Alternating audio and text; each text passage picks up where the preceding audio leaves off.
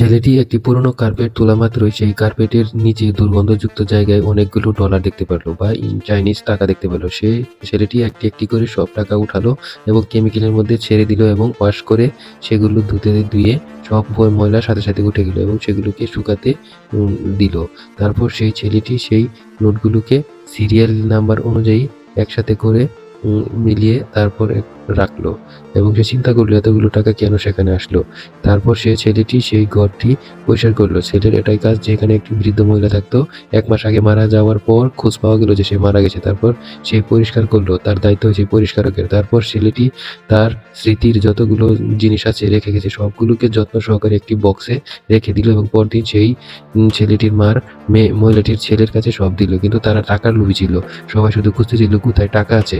যখন সে টাকা খুঁজে পেল, একটা পাসবুক পেল, যে পাসবুকে কোনো ব্যাংকে টাকা নেই ভেবে তারা হতাশ হয়ে এগুলো ফেলে দিল বা আরেকজনকে দিয়ে দিল।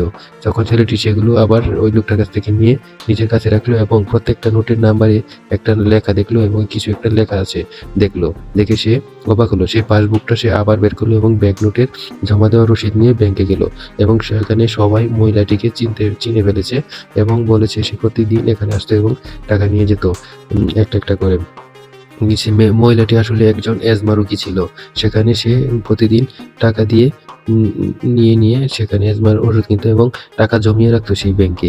একটাই কারণ ছিল, সেই যেই নাম্বারটি দেখতে পাচ্ছেন এই নাম্বার অনুযায়ী সেখানে কল দিল, সেই নাম্বারে প্রতিদিন টাকা পাঠাতো। এখানে নাম্বারে যাওয়ার পরে যখন ফোন ধরলো আবার, তখন সেই ছেলেটি চলে আসলো। আসার পরে তাকে দেখে বলে তুমি ব্যাংকে কী করে, এবং তার কাছ থেকে সেই টাকাগুলো নিয়ে যাওয়ার জন্য খুব জোরাজুরি করতে লাগলো। সে টাকা না দিয়ে সেগুলো নিয়ে দৌড়ে আসার সময় আবার তাকে ধরলো। ধরার পর যখন এই দোকানের সামনে আসলো যে নাম্বারে রেখে গেছিল, সেই দোকানি ছেলেটিকে চিনে ফেললো এবং তাকে জিজ্ঞেস করলো, একজন বৃদ্ধ মহিলা প্রায়ই আসতো আমার দোকানে এবং এই স্যুটটি কেনার জন্য সে খুব অনুনয় বিনয় করতো যাতে আমি এই স্যুটটি না বিক্রি করি, এই স্যুটটি তার ছেলেকে দিবে। সে এই চিন্তা করে টাকা জমাতে থাকতো। কিন্তু আসলে বৃদ্ধা মহিলাটি আগের দিনের কথা সব পরের দিন ভুলে যেত। তাই সে আর ওইভাবে সেটি নিতে পারতো না। তার ছেলের জন্য এই স্যুটটি কিনতো। এটা শুনে তার ছেলে অবাক হয়ে গেছিল। তারপর সে এইরকমভাবেই সেই স্যুটটি কেনার জন্য খুবই রিকোয়েস্ট করে। যখন সেই ছেলেটি তাকে সেই পাসবুকটি দিল, সে পাসবুকটি আবার রেগে ফেলে দিল এবং এগুলো পা দিয়ে মারিয়ে দিল, যে এগুলো আর আমি দেখতে চাই না, আমার শুধু টাকার প্রয়োজন, এরকম বলল।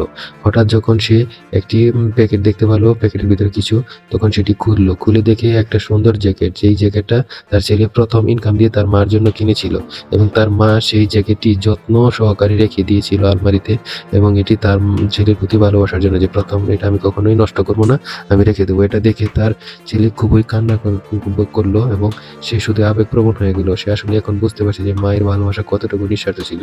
টাকা পয়সা আসলে কিছুই নেই, মাই সবচেয়ে ভালোবাসা। এটা ভেবে সে কাঁদতে কাঁদতে এখানে